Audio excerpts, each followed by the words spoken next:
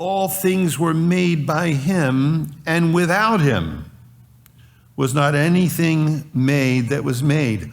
All things there, the phrase panta, it means all things individually or separately. Everything individual, every single minute thing in its differences was made by him. And it speaks of individual creation. Look, you are an individual creation. You're here because Jesus took interest in you before you existed. He had said to Jeremiah, before you were born, I knew you. Before you were conceived, I called you. And each one of us. It's interesting because Darwin speaks to us about the simple cell. That's because he had a simple brain. There is no such thing as a simple cell. In the nucleus of every cell, there are several billion bits of information on the molecular level. You break that down to the atomic level, we can't even measure that. And Darwin was a racist. He said that the white race would ultimately overcome the Turks and the Africans and the other races. And Adolf Hitler took his Third Reich from Darwin. That's why everybody had a blonde hair and blue eyes. Don't believe Darwin. You're not here because you came from a monkey. You're here because Jesus Christ was involved in your conception and your birth.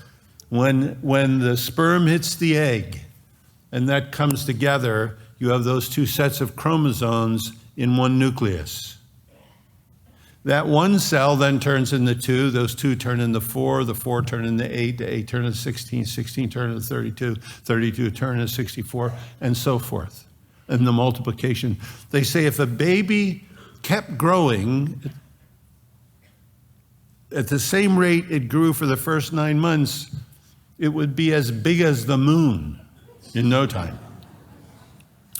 The multiplication, what takes place there, but here's the mystery today. And there's a man in England, a researcher, his name's Rupert Sheldrake. He's a PhD, and he claims, well, there's something, the mystery to this is this. As all these cells divide, every one of them in their nucleus has the same information, exactly. But all of a sudden, certain cells decide to become bone cells. Certain cells decide to become brain cells. Certain cells decide to become heart cells and liver cells. They don't know why. Now scientists are talking about epigenetics. It's sitting above the genome. There's certain markers, and they think they turn on and off parts of the DNA. That might be why. Rupert Sheldrake in England said, no, he says, so there's something called morphic resonance, that there's a resonance in existence that helps direct. Come on, Rupert. Jesus is the morphic resonance. He's the one that's involved in forming. And look, here's the genius of it. When your liver's going to form, before your liver forms, the blood vessels go to that area and the nerves go there, and they are waiting for the liver to form inside of the blood supply and the nerve supply. Isn't evolution amazing?